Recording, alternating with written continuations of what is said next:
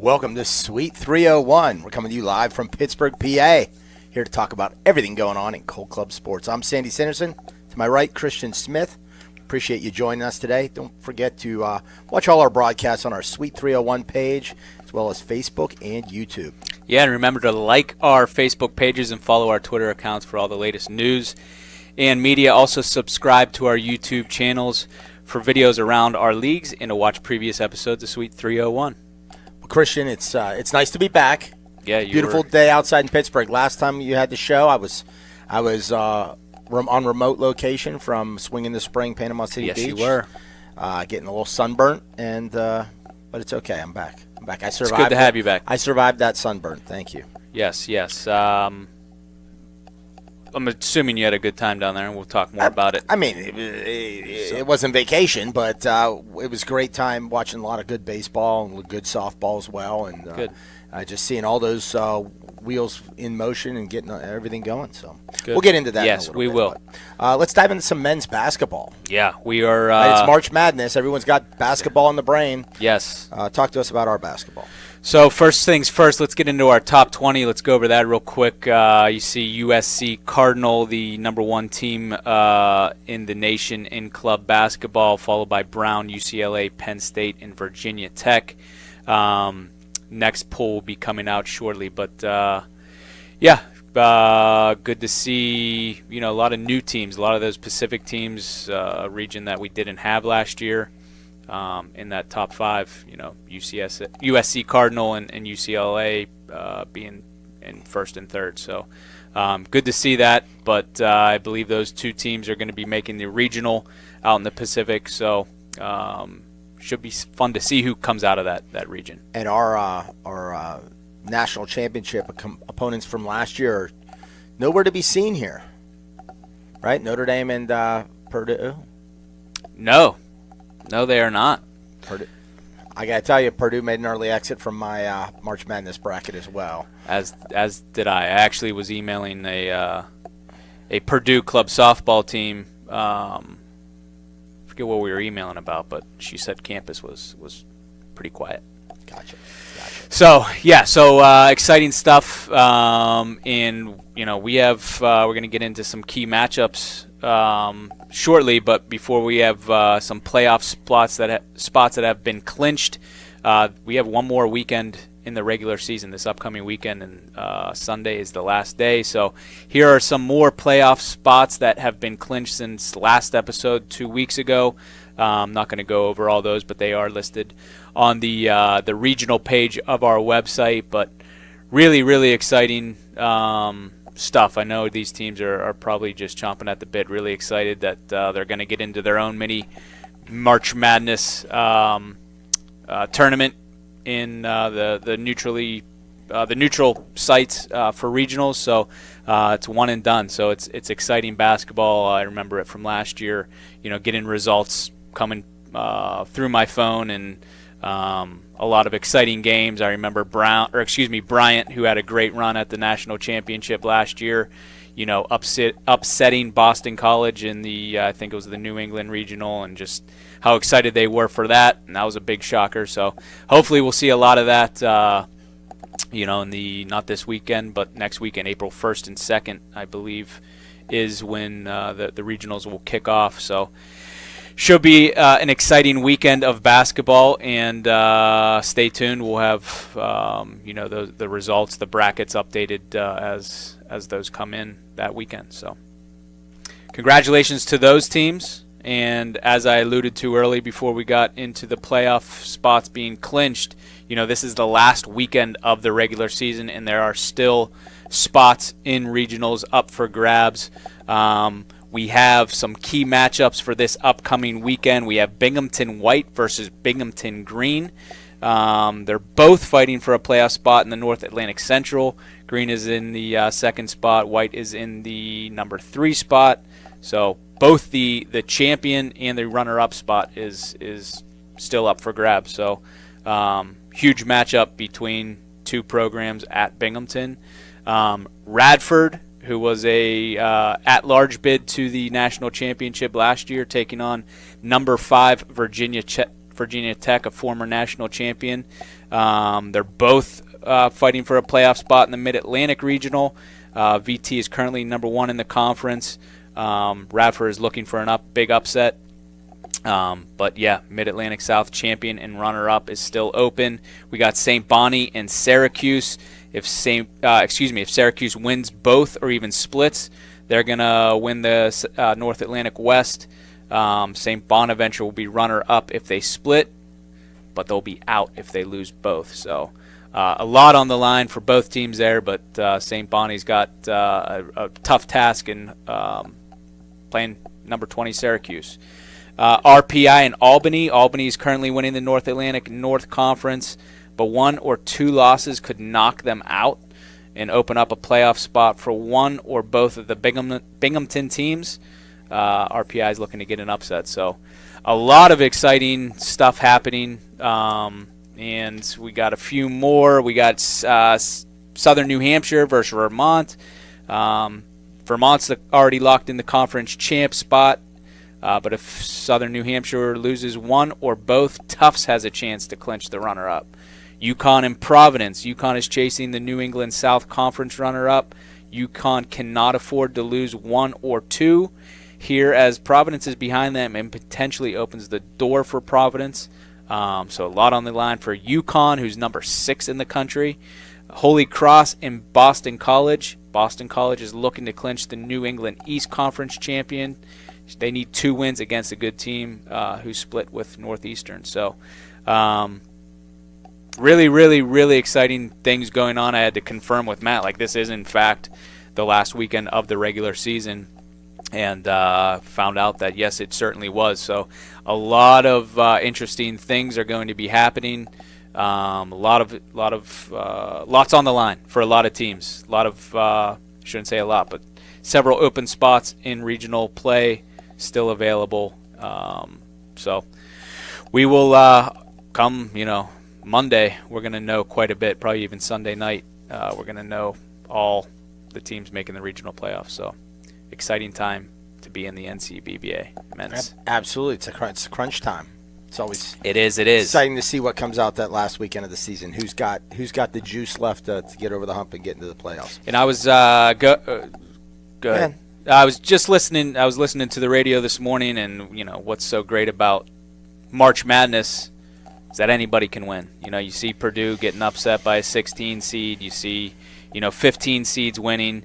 In this one and done situation, anything can happen, and it's exciting. So, it's fun for these teams. So, good luck to everybody that makes regionals. Coming up here in about a week and a half. Any housekeeping items to discuss? Housekeeping items, not really. Book your hotels if you're a regional team. If you're a team that still owes dues, you're past due, and get those in ASAP, or we're going to be getting a knock on the door from somebody. Other than that, no, nothing to take care of. All right, sweet. Well, let's bring Alec Verhoff on and stay with the basketball theme, and would love to have him. Start talking about some women's basketball updates. There he is. What's up, guys? Can you hear me? I can hear you great. Crystal Perfect. clear. Alec, let's take us through first things first. Let's take us through the top 15, Titan Athletics top 15. Yep, let's jump right into the top 15. We actually have a new one coming out here in a couple days on Thursday. But looking back at this one from a couple weeks ago, we had Boston College on top. They retook that number one spot from UMass, defending champs. But those top four teams, they've basically been the same for the last 5 weeks. I think they've all held the number one spot at one point. We just have a new number one every week. But not too much else going on here. We did have Vermont sneak in. I believe that was the only new team to the rankings for this one. But I do think we'll see some shakeups this Thursday. I know Nevada has pretty much ran through their entire conference, beating everybody by 25, 30 plus points. So I think you'll see Nevada climb. And I definitely think we'll see some things shake up on this next poll. Good stuff, man. Good stuff. We talked on the men's side about the playoff clinchers since the last episode. There's quite a few. Why don't you take us through the teams that have clinched a spot on the women's side? Yeah, we have most of the spots filled at this point. I think we have 4 spots left that will come down to this weekend. We have 1 in the New England region, which we'll get into on the next segment. 2 spots in the North Atlantic and 1 in the South Atlantic. So, those will all play out this weekend, and we'll see how that goes. Beautiful stuff, man. Good stuff. Let's go through some key matchups on the women's side. Yeah, just these directly impact those last spots that in the playoffs that we have open up. Coastal and Furman. That's a game that if Furman takes 2 of them, we could get a nice little tiebreaker situation there. Coastal's already taken 2, so Furman, these are must wins for them. Fairfield versus Sacred Heart. This game actually directly impacts the last New England spot. Sacred Heart wins both these games. They're the conference champs. If they lose one, then they are the conference runner-up, still making that playoff spot. But if they lose both, Fairfield will surpass them and take that number 2 spot and hold that tiebreaker in the conference. So big game there. We've got number 13 Michigan State, number 9 Grand Valley State. That will determine the Great Lakes North Conference champion. They both clinched a playoff spot already, but this is just for seeding purposes and just for bragging rights of being the conference champs. And then last one, Nevada and San Jose State. Like I said earlier, Nevada's ran through pretty much everybody. So this game, they're a new team to the league this year, and this game is to cap off an undefeated season for them. Nice. Wow. All right. The Wolfpack. I like it. I love seeing they've been dominant. I love seeing the new teams, and again, going back to the Pacific region. We love our westward expansion that we've seen over the last couple of years, especially this past year. But yeah, seeing Nevada do well, and excited to see them play regionals and hopefully make it to the national championship tournament. Well, good stuff, Alec. What other housekeeping items can you touch on? Not too much at this point. I would just say everybody finish out the season strong. This weekend is actually pretty busy. We've had a lot of teams that needed to reschedule, to avoid spring breaks and stuff like that. So a lot of games this weekend. Remember to get me your scores as soon as you can, so we can get those scores updated. Monday night at midnight is the deadline we always put on that. Last but not least, I would just say to remember to prepare for the postseason. Get those travel arrangements made, get that all taken care of. If you have any questions, always reach out to me. I'm happy to help. Good stuff, baby. That's all I got, Alec. Thanks, man. Appreciate you joining us on Suite 301 this month. We'll talk to him in 2 weeks. When we're talking, at that point, we'll be, I think, have regionals set. So, or even past regional. We might even have the national championship set. So, getting my dates crossed, my wires crossed, whatever. But thank you to Alec, and we're going to take a quick commercial break, and we'll be right back.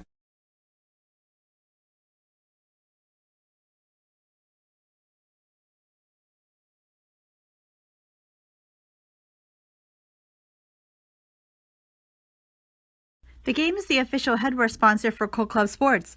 They offer our team's quality headwear, such as hats, visors, boonies, and beanies for a great low price. All items are customizable to meet our team's needs. Contact Felicia.Battaglia at coldclubsports.com for all of your headwear needs.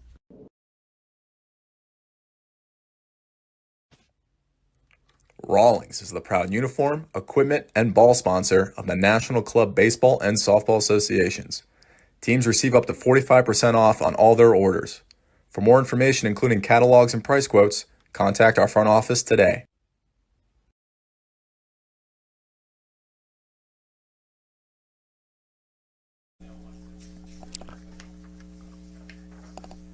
All right, welcome back, and I'm joined here on set with Eric Curator, our Division I VP of Baseball Operations and head honcho at Division I baseball.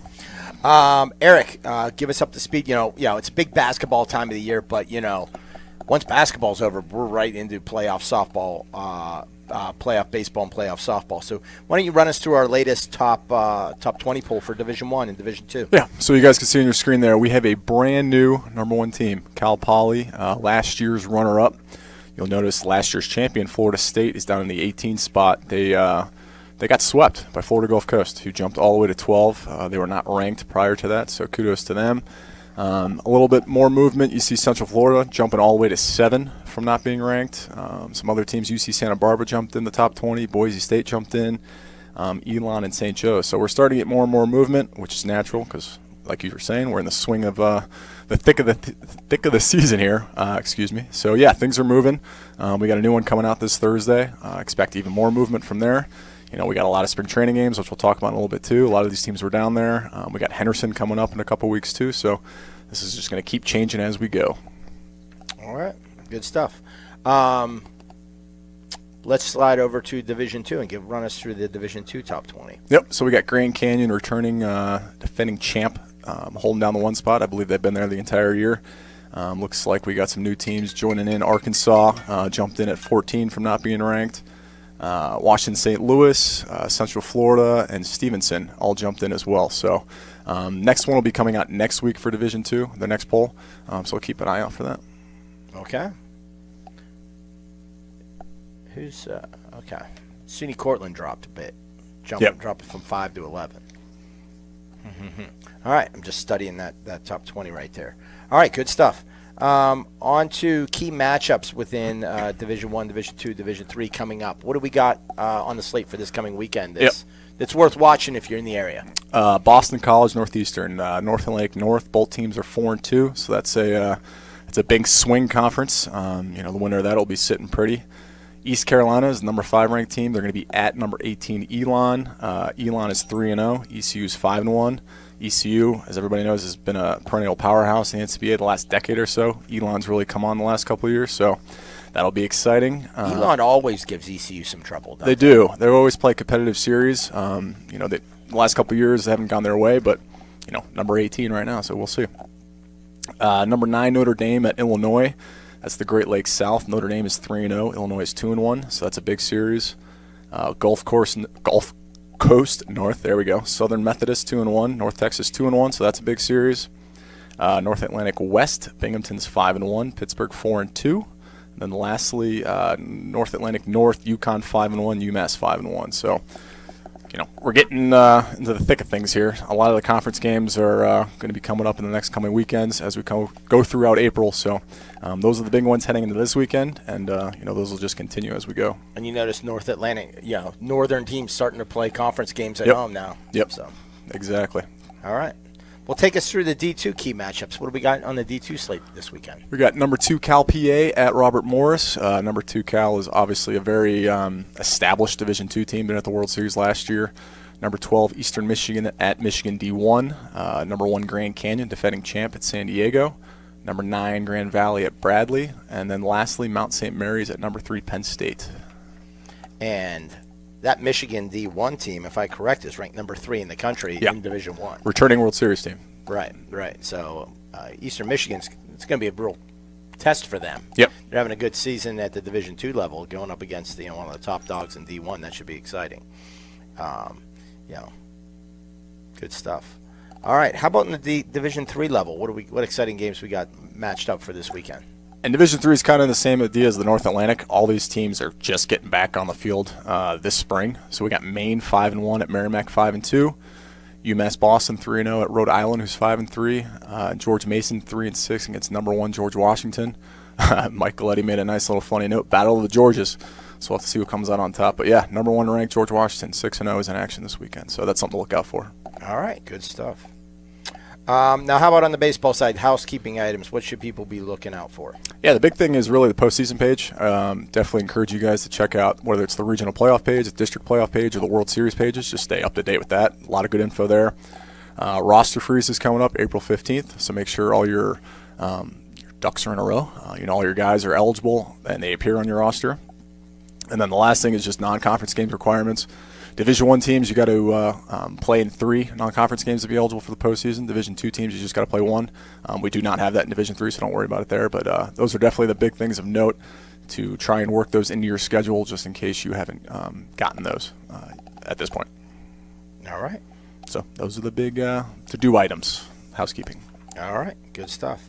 Well, staying on the baseball topic, let's roll right into a little swing in the spring, Panama City Beach. I was down there 2 weeks ago. From the last show, I was on location, and we had a great time. Yeah, I think we had 26 teams that first week.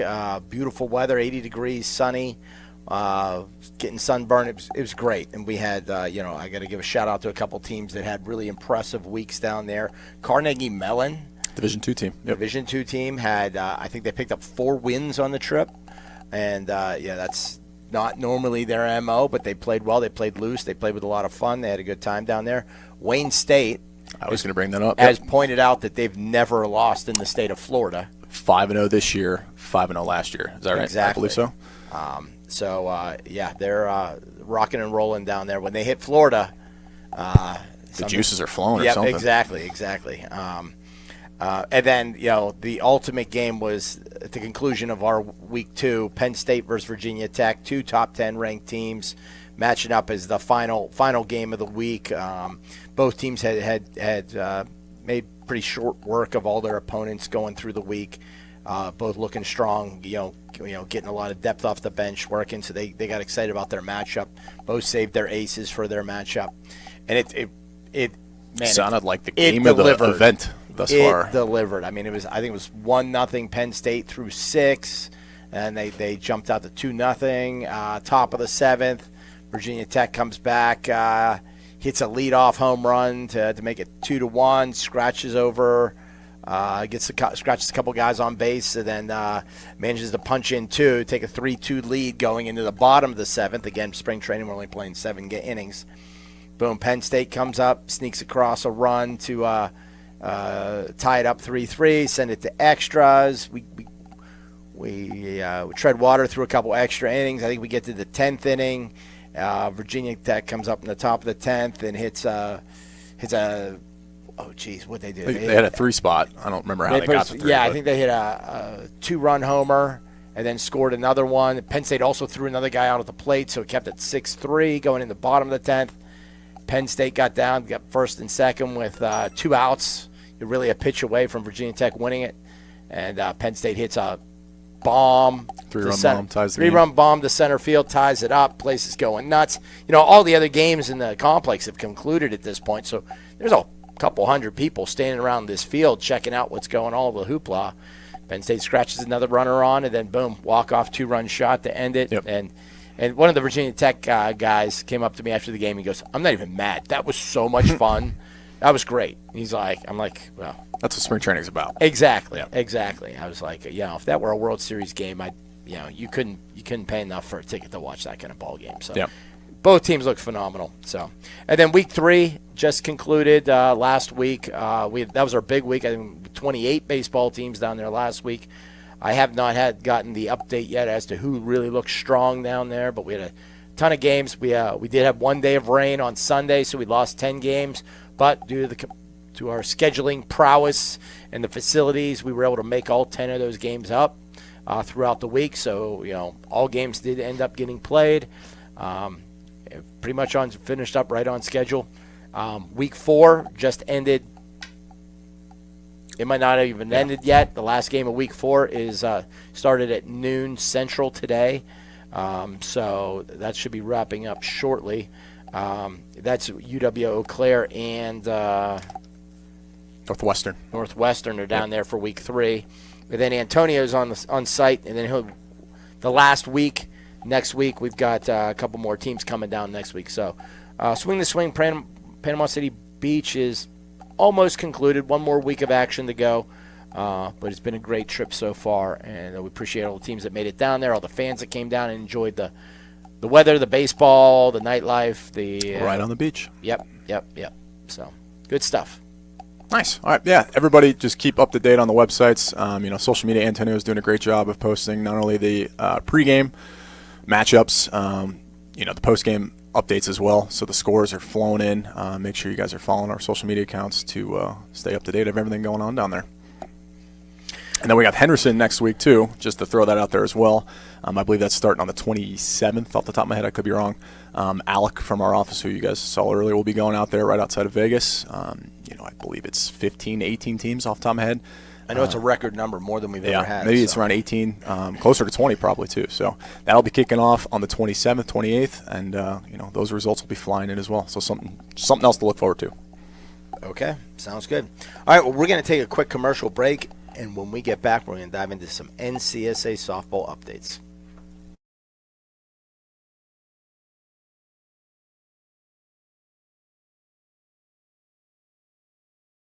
The Game is the official headwear sponsor for Cold Club Sports.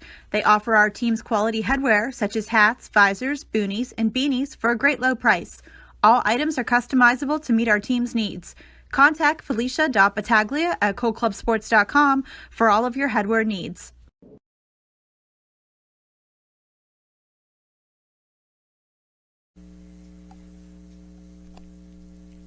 All right, welcome back. Christian, there you are. Hey! Reappeared. Poof. He's back. All right, softball action. What do we got? Take us through what's going on. We got, it's the topic of this Sweet 301. Just, we're knee deep in key matchups.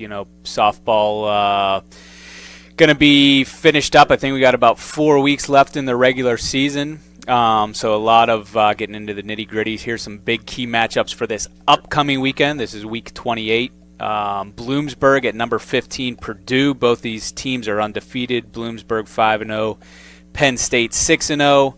Not that this is going to determine a conference champion, or at least I don't believe so. It's just two big teams, that have unblemished records going up against each other. So that'll be fun to see who comes out on top there. Number 8, Georgia at South Carolina. UGA undefeated. We got to see them down at the Peach Fall Classic. The really, really good program there, have been for a number of years. South Carolina, a new team this year. I believe they're 5-4, but they're a really, really good team. It seems like in that conference is really tough, and they seem to just stay with every team in that conference. So that should be a really, really good test for Georgia when they play South Carolina at South Carolina. Northern Arizona and Grand Canyon. These are two unranked teams. I don't know why they are unranked, but Northern Arizona undefeated. Grand Canyon, I believe, is 10-2. And this, depending on how it shakes out, Grand Canyon, if they sweep Northern Arizona, they'll obviously have a stranglehold on that conference, potentially winning that conference. So that's one that I'm really interested to see. Two really, really good teams going at it. Number 17, Grand Valley. Number 13, Central Michigan. Two top 20 programs going against each other. Not only in the top 20, but they're both undefeated at 6-0. Just a massive matchup with these two teams.